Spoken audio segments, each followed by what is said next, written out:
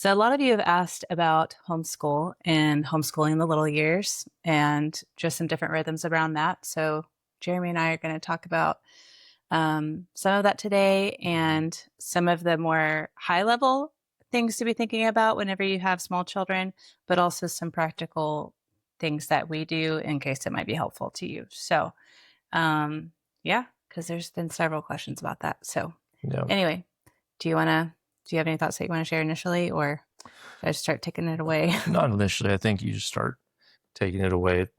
So, um, one big thing that I would say initially is when we first got the girls into our home, and in case you don't know, if you're watching this, we have adopted three of our children. So I had to very quickly start thinking about school. I was a little flustered or wondering what all I need, I was just feeling like I was going to miss something. So we had some dear friends who tried to speak some perspective into that.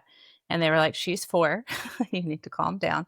And even if there Yeah. was still time to really get things going, you still feel the pressure of, well, I just lost 2.5 years of ramping up time. Yeah. So regardless of how quickly things needed to happen, that's still, you feel the reality of that Yeah. when you're in a life situation like that.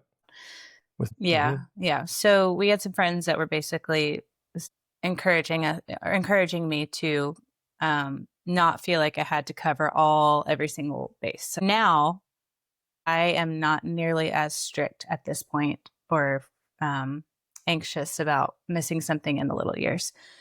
For preschool, so all that to say, the biggest thing that I at this point like to focus on is reading, writing, and arithmetic. The Yes. 3 R's, even though they don't start with R. I don't know why people say that. But anyway, so for preschool, I think that our kids should play Mm-hmm. and color and draw.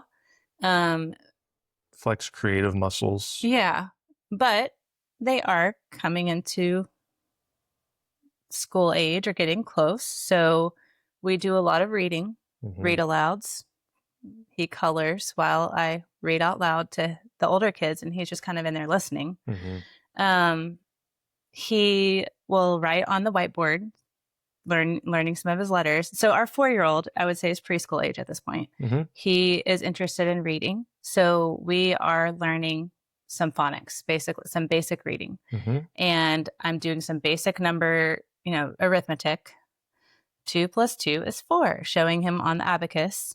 And the writing is basically learning the letters that he's learning to read. Mm-hmm. So historically, we've done spelled write and read. And I really like that curriculum for spelling and writing and reading. It is very involved. It takes a lot on the front end for mom to learn, but once you learn it, it's great. I would say for this age, though, I'm just doing that. What's it called? Teach your child to read in 100 easy lessons. And it's just a very straightforward phonics lesson, essentially. And Mm-hmm. anyway, that's pretty much his school at this point is you want Yeah. me to help him learn to read. Yeah, let me touch on a few of those things. Okay. So, reading, writing, and arithmetic are three things that if you're hitting those, you are covering so much of a child's essential education. Mm-hmm. And this is true of a lot of things in life, but sometimes you can spend a lot of time and effort trying to get 80% good to 95% good. So what I mean by that is like you can it takes sometimes just as much effort to cover the basics as you can spend trying to get just 10% better, in what your kid's education is. Mm-hmm. And when you are homeschooling and have a big family, that may not be the best use of your time. So give me an Because example of that. so an example would be you've got reading, writing, and arithmetic covered, and then anything outside of that you're thinking about, it might be important or it might go to that child's particular strengths, but there are 1,000 different things you could incorporate into homeschooling to try and teach your kid Mm-hmm. something new or something you want to make sure to expose them to. Mm-hmm. And you can really drive yourself crazy Mm-hmm. trying to do that. Yeah. Whereas if you've got these foundations covered, Mm-hmm. as they start to get into elementary school, the foundation they need is very strong Yes. to continue doing well, because Mm-hmm. they will understand the basics of arithmetic. Once they know how to read well, they start teaching themselves Yeah. a lot of things, which is huge when you're homeschooling and getting into elementary school. Our older children who are, 7, 8, 9, they can read through their own lessons. Mm-hmm. They can ask us when they have questions, but we don't have to be continuously teaching each student like we're a teacher in a classroom for each individual student, because our children have learned how to read. They've also learned to love reading because we read so much to them when they were younger. They enjoy reading books on their own. I mean, our 9-year-old is reading, several 100-page novels at this point of different kinds. Um, so you will have great success, and you should be encouraged that you will have great success if you just give your children the foundation, a good foundation on those three things. And then outside of that, are allowing them to play outside, flex their creative muscles. You're not distracting them with a screen all the time, because that takes away their boredom, and they need boredom to push their creativity forward. Um, Doing the foundational things like that, you are really setting your child up well Yeah. for success, and you should feel good about that. Yeah. And to that point, I think that's a great point. I think very reading heavy, I would say, in these early years is Mm-hmm. crucial.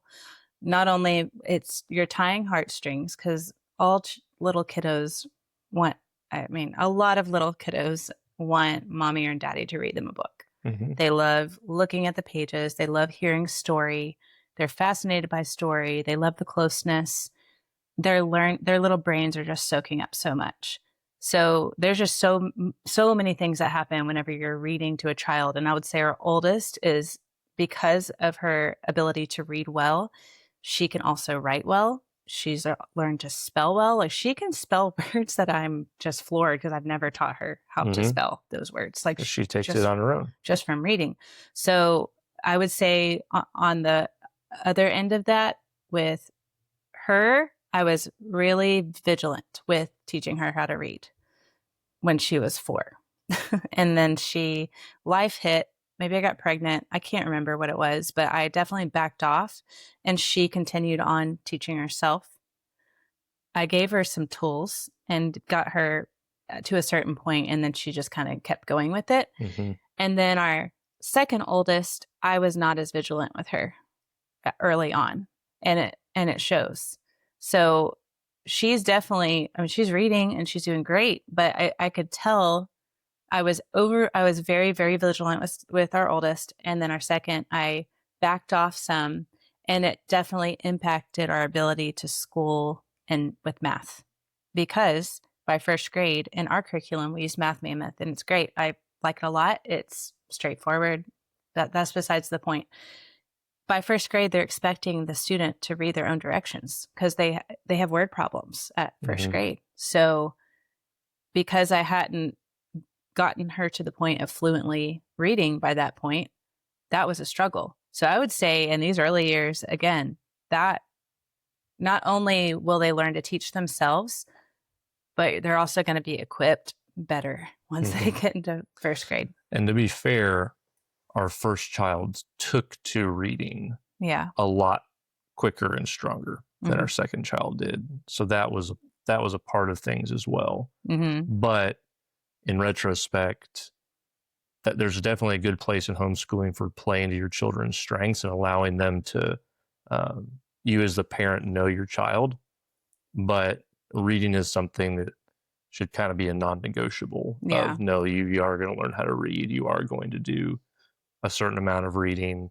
You're going to, if one of your children has a particular resistance to it, that'll probably be overcome at a certain point as they get better at it. But Mm-hmm. that's something that needs to be persevered in, because Yeah. it does so much for you later. Yeah. And you want to make it lighthearted. I will say, Mm-hmm. you don't want to You're going to encourage your child's heart. You don't want it to be unpleasant. Yeah. You want to make it enjoyable. Like I said earlier, it's an opportunity to tie heartstrings. So our 4-year-old, when he first started out, he would get tuckered out mid-lesson. Mm-hmm. Or a little bit past halfway. We were almost to the end. And so I'd say, let's keep going, buddy. Let's I would try to encourage him. He wasn't to the point of crying or anything like that. So it wasn't like an all out battle. I just tried to be lighthearted and encouraging. I think that is a good thing to do and a healthy thing to do, but you do want to, so something that another homeschooling mom said is you love what you know how to do. Mm-hmm. Correct. And there is a sentiment right now, I think, in culture. I think learning to love learning is a wonderful goal. But if they're not loving the learning, that doesn't mean that you shouldn't persevere. That's a very important lesson to be teaching your children, because you don't want to raise children that think that when something gets hard, they can just stop. Yeah. That doesn't mean that you're a slave driver to your kids, right? But you're encouraging them through challenges and through difficulty. Like with our second child, she would tend to give up very quickly if something was hard and just ask for us to do it for her, and would get really teary when it was just a very simple challenge. It was not a big, not even things school. that were not a big deal.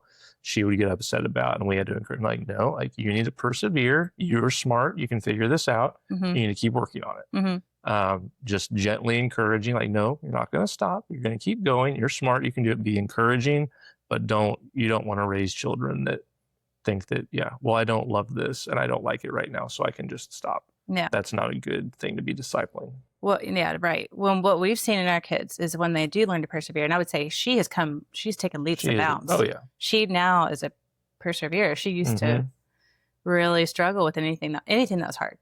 Anything. She is our least complaining child. She is our most, I would say she's very diligent. She works very hard because and she doesn't get like that anymore. No. Because she's learned to persevere and work through hard things.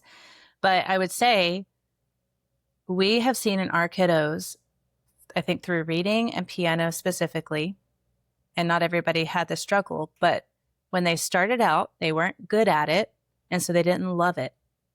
But when we encouraged them to keep not doing it perfectly every time, but just be consistent every day with these little skills, they became good at it. And then they loved it. Like, then they actually enjoyed it. So like our third oldest child he struggled with piano at first because it wasn't immediately gratifying, but now he really enjoys it. He's good at it. Sounds great. He's great. He like bounces and everything when he plays his favorite song. And then with our fourthborn, he didn't love reading lessons. He was eager to learn how to read. He didn't love the process, especially midway through. But now he's getting more proficient, and he gets through his lessons very quickly, and he gets so excited. And he feels very, what am I trying to say? Like, he can do it. Motivated. Yeah. Like, he wants to do it because he's getting to be better at it. So I think that when we hold our children's hands and we encourage them through things that are hard, and they learn how to get good at something or better at something, that's when they're going to learn to love it. And so I think that it's an important character trait to teach them to persevere, but it's also, they're going to get over the hump of not being good at something. I mean, it's normal not to love something that you're bad at, or you're just not good at. So anyway. Then what you said there is really important, because that's another life lesson that kids can learn. You don't start good at something. Consistency over time, you get better at it and you enjoy it more and more. And that's a very powerful life lesson to learn at a young age.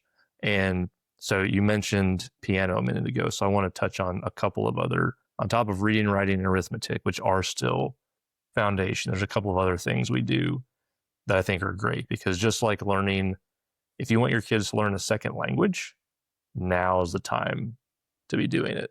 If you want your kids to be really good at music, starting early is the time to do that. So our kids do music lessons. They start when they're like 5 years old, doing some music lessons, and we provide some musical, toys that they can play with when they're young. It's similar to providing, art supplies when they're young, so they can learn how to play with coloring or whatever. So there's a lot of value in starting them young on just some music, if that's something you want them to be able to do well when they're older. But then also a child's superpower is memorization. Right now, they're not good at making the connections and working through things logically. They're really good at memorizing things. So in a Christian home, you can start catechizing your kids so young, teaching them truth about God, having them memorize key portions of scripture. They are capable of memorizing so much. Our 4-year-old, he's just been sitting at the table learning the catechisms along with everyone else, and he's just as good as the 9-year-old at knowing the catechism answers that we're doing right now. So keep in mind that right now your child can memorize a lot of things and use that to the glory of God and equipping them to know God's truth. Yeah. And they'll be able to make the connections later. They will make the connections later because they have the information, and they'll start being able to put 2 and 2 together later from all that you've taught them. And it's so sweet watching the little 4-year-old memorize. Be able to answer the questions. Yeah. Yeah. And they love to memorize to song too. So there's a way to do that. But yes, did you say scripture memory too? Yeah, along with the catechism. Yeah, scripture memory, key passages of scripture, along with the catechism, teaching them the overarching truths of God and his creation. Yeah, so to that point, or if you're interested in looking at music lessons, we use Voteberg Music Academy, and I can link that down in the description below. We've really loved it because it's what, I can't remember the cost. It's very, very, it's less than $40 a month. Yeah, I think per lesson that you have access to. Yeah, so you can basically, for example, you can buy Piano 1, and you can have multiple children in Piano 1. They're pre-recorded lessons. They learn how to play by ear, and then over time they learn how to read music. But it's very motivating to the kiddos because they can pretty quickly play actual songs. They're not learning music theory only at the beginning. They learn it kind of woven throughout. So it's attainable for them and more enjoyable for them. It's affordable for us. You can have multiple kids in the same class. They do piano, ukulele, mandolin, guitar. Oh, am I missing one? No, you can look it up if they're Anyway, interested. you could go look at it. And then the other thing is I can link our catechism book down below as well. And one way that I've found to memorize scripture is, well, two ways. One is the Sunlight songs. Sunlight has different albums that you can use to help them memorize scripture. That's great. But what we've used long term is our scripture memory box. And I got that concept from Simply Charlotte Mason. I can try to find it and link that below as well. But basically, it's a little treasure box that you can get of some kind. It's index cards, and it's a method that I'm not going to explain right now. But basically, it helps with repetition and keeping scripture fresh in their mind if it's a new thing that they're memorizing, and then you file it away and you still revisit it over time. So it's a great system to help get scripture in your kiddos' minds and hearts at a young age. And it's worked. We've used that system for a few years now. I think it's worked great. So one thing I wanted to circle back on with the Music Academy, I love that they start with learning how to play by ear. That's to me as close as you can get to learning a second language with music, because I'm someone that didn't do that. And so if I'm playing music, I need the notes written out, got to play through it, got to know exactly what I'm doing. If someone wants to change the key or improvise, I may as well stop playing at that point. But our kids, like our 9-year-old, can pick out any hymn we sing at church and go home and play it. Like to make it sound fancy. Yes, she can take it. She can take the melody line of something she learned at church, bring it home, replicate it on the piano, make it fancy. It's very impressive. Now, she's very gifted. She is. But all of our other kids will be able to do similar things, I suspect, as they continue on as well. Yeah, it's been great. Yeah. The kids love it. She loves it especially. So anyway. So I would say that the music thing is something we would say is a little bit more custom to our family. I wouldn't put it core. Right. But if you want your children to be good at music, starting them young is a very valuable thing to do. Yeah. Similar to if you want them to be bilingual, or there are other things that are good to start young, but reading, writing, arithmetic, like we've said, still sets an incredibly good foundation for your children to find success academically. Yeah.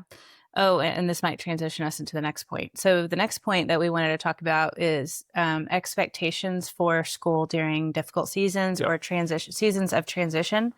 One thing that's been a great blessing to us is since we have a strong foundation for our 3 older children in reading,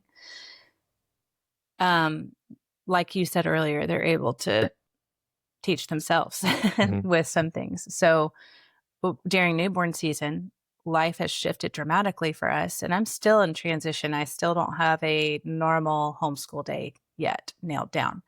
But the glorious thing about it is that whenever they can read, like you said, they can read their own lessons, they can come to us with questions, and they're able to be more self-starters.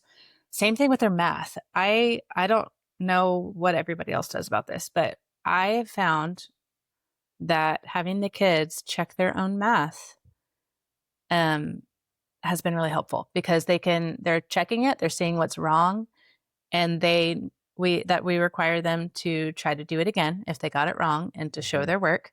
And if they still have problems or they're having a hard time with it, they come to us for sure.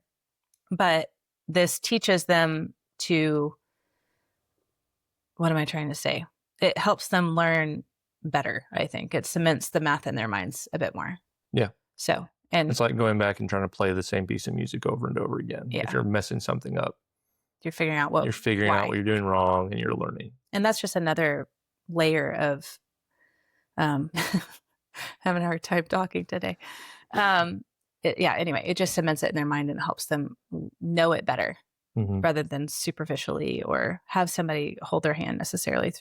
Sometimes they need hand holding, but I think that these are valuable skills because if you can teach your kiddos to teach themselves at a younger age, they're going to be well equipped when they're in high school, college, especially if they go to college, Being able to, and this is a great point. Like in today's world, you can find the information to learn anything that you want to online.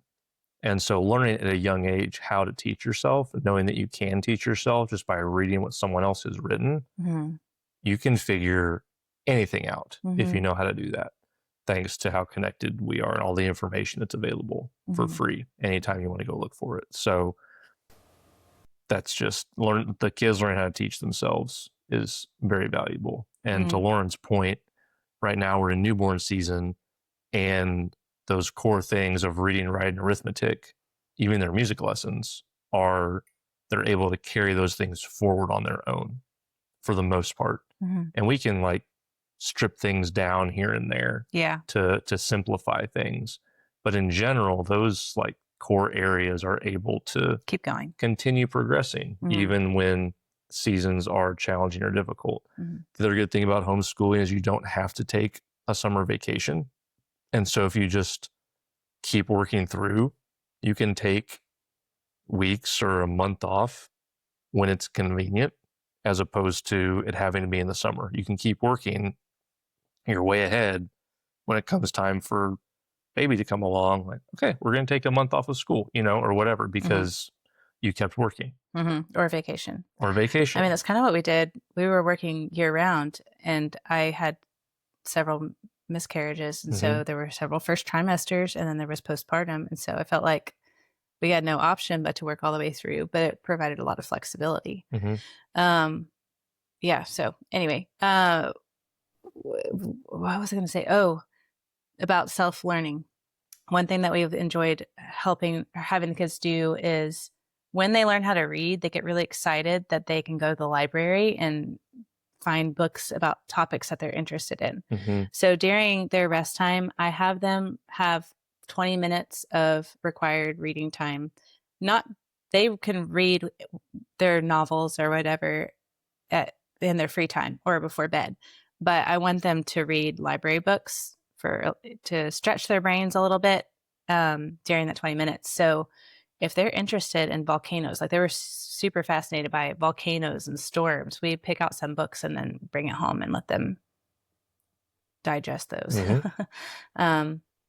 Anyway, That's just something That's I the wanted love to of say. learning right there. Yeah. Like, Yeah, because they're learning how to read and they like to mhm. read because they know how. I can read about the thing I want to read about. Yeah, I I will go mean, read about a volcano. it's amazing they're teaching me things. They're like, "Mom, did you know whatever?" And I'm like, "Nope, you just taught me something, buddy. Mhm. Had no idea."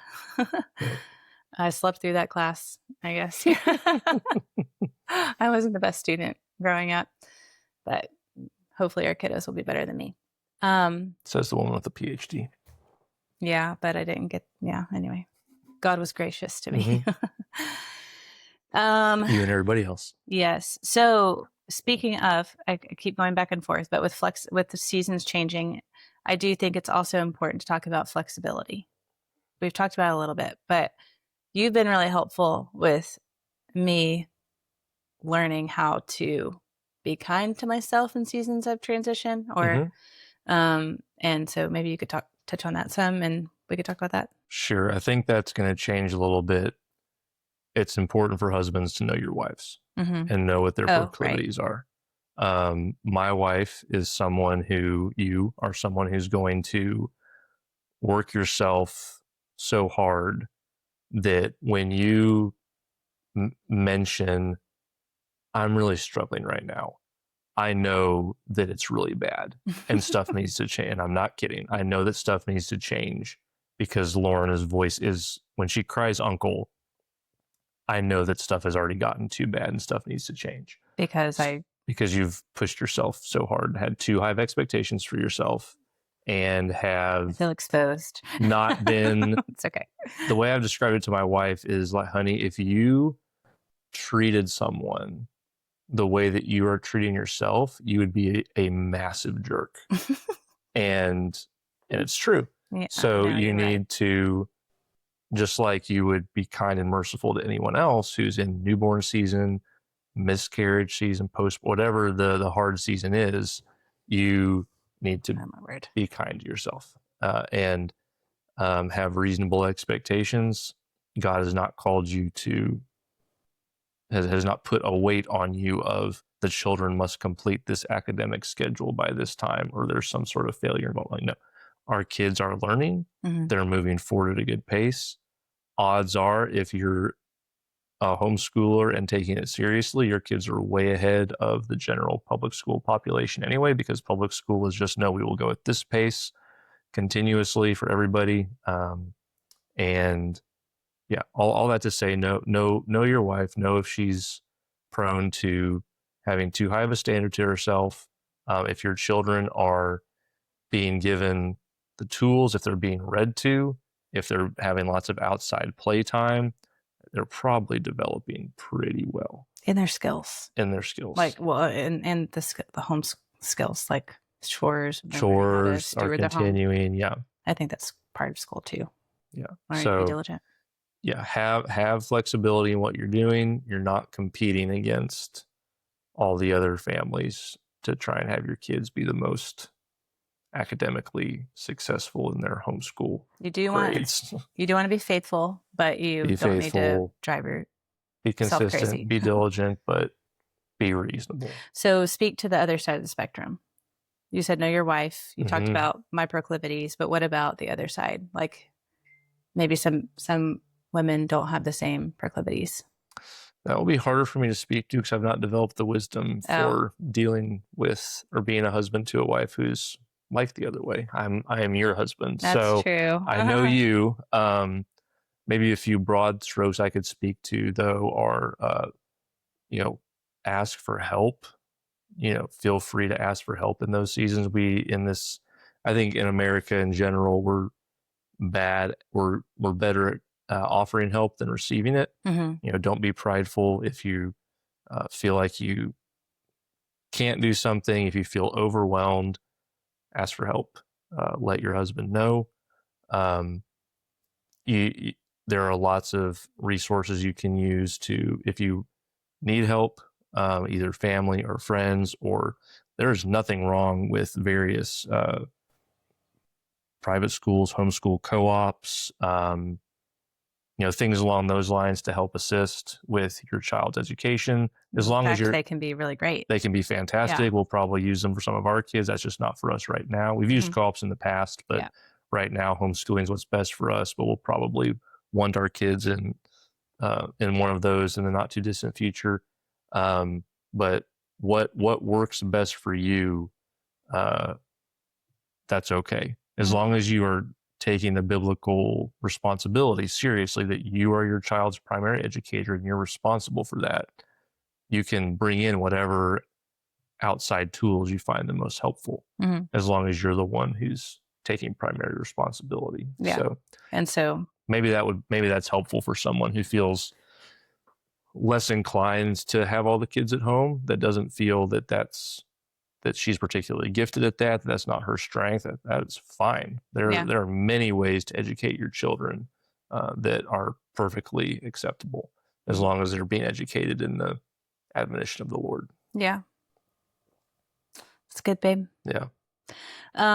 So what about in seasons of, maybe we could talk to the practical side of seasons of intense newborn season, or when things are shifting, like how you have practically helped me walk through that.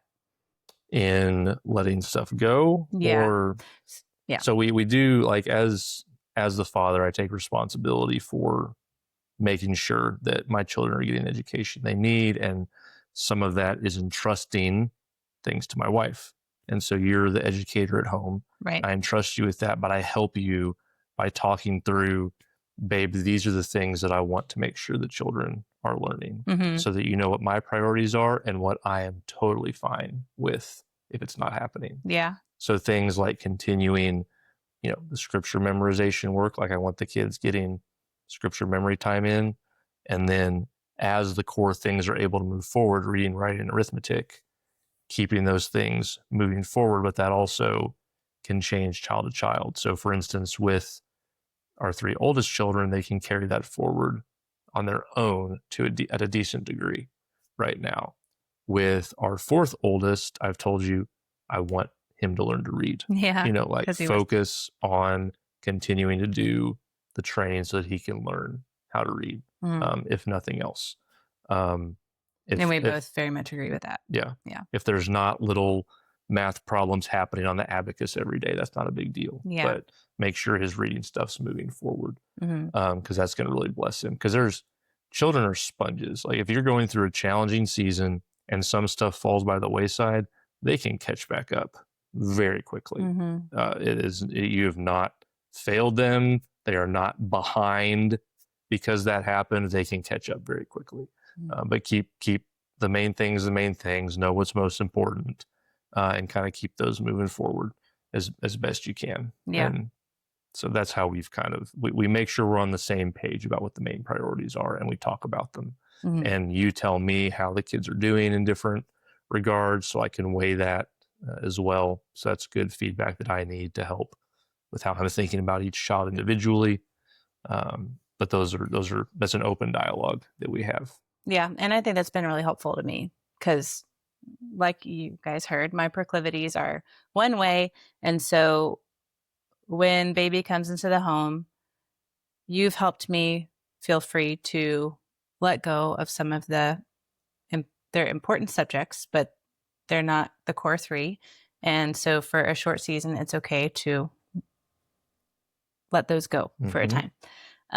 Still reading aloud where possible, still making sure that their lessons are happening. But, and then with the little one, the 4-year-old, yeah, I'm not worried about making sure he's got like this planned craft or this extra involved thing. I'm making. He has a backyard. He can listen in whenever his siblings are listening to read alouds and color and be involved. He has Legos. He can go play with a toddler. That can help. So yeah. Anyway, just basically in seasons that are intense and shifting and you're trying to figure it out, lower your expectations, be realistic about the expectations. For those of you who might not have the same proclivities as me, maybe your proclivities are not to be consistent. It is important to be consistent. It's not important. I mean, it's not necessary to be perfect. We're not aiming for perfection or like you said, finishing every lesson perfectly on time, but you really do it is important to be consistent and the things that are You're important to your steadily family. plodding forward. Yeah, it just might be little by little. And one thing that I've heard from somebody is, this is kind of side note, but try to end the days on a win. End on a win. That's what Katie Votberg said. And I was really helped by that. If you're having a hard time with a child and you're not making it through a lesson on a given day and you've shown up, but you're not quite making it through and their tensions are high, maybe there are some tears forming for whatever reason, sometimes it's nice just to put the pencil down, go outside and breathe together and do something enjoyable, or help them work through a problem and celebrate them, encourage them, help them end on a win so that the morale is high, your heartstrings are tied, they can come back fresh the next time. I don't know. Anyway, I think, try to finish your lessons if you can. But again, just it's more important to show up, to be consistent, to be kind to your kids and to be encouraging to them and help them as they work through some of these difficult things. So practical things for homeschooling with little children and shifting rhythms. Sometimes it can be very helpful to have older kiddos help with younger kiddos where possible. So if you have an older child who can help with teaching spelling words at the table while you're working with another child, really this is a matter of thinking through your day. What things are you wanting to accomplish? Are there any ways that you guys can work together as a team to help those things get done? So like I said earlier, our 4-year-old, sometimes will task him while I'm working with some of the older children to go play with the toddler. Or, so anyway, sometimes the toddler needs to be sitting at the table with us and eating Cheerios or a half of an apple just to distract him for a few minutes so I get a reading lesson done. You just got to be creative. But I do try to keep the kiddos close together. I try to have each other.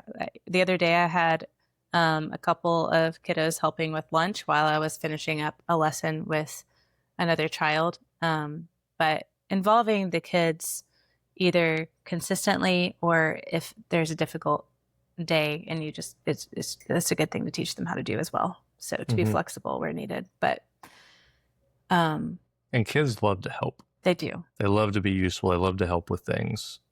And so sometimes it's a blessing to them to feel like I was a good helper today. Yeah. I helped mom. I'm a big kid. They feel really big whenever they get to help or, hey dear, can you go read this book to the little guy? They're like, oh yeah, mom, I'll do it. They love to read the story, take care of their little brother. So anyway, and I think it teaches great character qualities for them too. And they will finish their lesson. Again, they're doing some of these things on their own. So if it requires that they take care of some of the work a little later, if it's absolutely necessary, you can learn to leverage that where needed. You want to let them do their thing too. But I think it's good to, and especially shifting seasons or difficult times, for everybody to be willing to help. All hands on deck, basically. So anyway, do you have any thoughts? No, I think there's been a lot of practical advice, and I hope people are able to pull a lot out of it that will bless their homes as they're thinking through this as well. Yeah. So all this stuff is stuff we've pulled from other friends, resources. None of this is, original to us. Yeah. So, I mean, it's everybody, right? Or everything. Yeah. No thoughts are original. But anyway, well, thank you so much for being here. If you guys have any questions that are specific about homeschool or some other, if you want to hear more examples or whatever, just let us know in the comments. You could shoot us an email. We do read them. So we're happy to answer any of your other questions if we skipped over something that you feel like would be helpful. So anyway, thank you so much for being here today, and we'll see you next time. See you guys.